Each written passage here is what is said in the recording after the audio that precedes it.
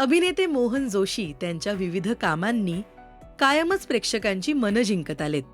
मराठी सिनेसृष्टीतील छान वडिलांच्या भूमिका ते हिंदीमधील त्यांनी साकारलेले खलनायक कमालीचे हिट झालेत.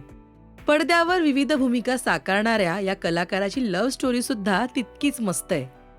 मोहन जोशी आणि त्यांच्या पत्नी ज्योती जोशी यांच्या संसाराला 50 वर्ष पूर्ण झाली.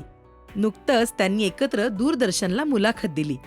त्यात त्यांच्या लव्ह स्टोरी बद्दलच्या खास गोष्टी त्यांनी शेअर केल्या. मोहन जोशी नाटकात काम करत असल्याने त्यांच्या सासूबाईंचा लग्नाला होकार येत नव्हता. महत्वाचं म्हणजे ज्योती यांनी मोहन जोशींना लग्नाची मागणी घातली होती.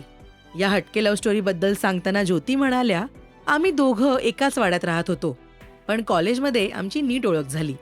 कॉलेजमध्येच आम्ही भेटायचो. मोहन जोशी म्हणाले, ही आमच्या शेजारीच राहायची.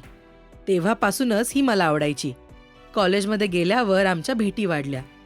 तेव्हा हिचे लांब केस होते. मला लांब केस खूप आवडायचे. हिच्या लांब केसांच्या मी प्रेमात पडलो आणि आता लग्न केल्याशिवाय तुला सोडणार नाही असंही म्हणालो. यावर ज्योती यांनी सांगितलं, आमचं लग्न 1975 मध्ये झालं. आम्ही एकाच वाड्यात राहायचो म्हणून बोलणं व्हायचं, पण कुठे बाहेर जाऊन बोलणं किंवा फिरायला जाणं तेव्हा शक्य नव्हतं. त्यामुळे मीच याला विचारलं, माझ्याशी लग्न करणार असशील तरच मी तुझ्याशी बोलीन. मोहन जोशी यांना ज्योती यांनी लग्नाची मागणी घातली तेव्हा लग्न हा शब्द सुद्धा त्यांना नीट माहिती नव्हता. 18 वर्ष पूर्ण झाल्यावर या दोघांचंही लग्न लावून देण्यात आलं. नाटकामध्ये काम का करू नये या गोष्टी ज्योती जोशी यांच्या आईनं त्यांना समजावून सांगितल्या होत्या. म्हणूनच त्यांचा नाटकामध्ये काम करू नको या गोष्टीला सुद्धा कायम विरोध होता. 3 अटी मोहन जोशी यांना घालण्यात आल्या होत्या. त्यातली एक म्हणजे नाटकामध्ये काम करायचं नाही, M.Com करायचं आणि नोकरी करायची. मोहन जोशी यांना 2 अटी मान्य होत्या, पण नाटकात काम नको यावर ते सहमत नव्हते. त्यांनी न सांगता नाटकामध्ये काम सुरूच ठेवलं.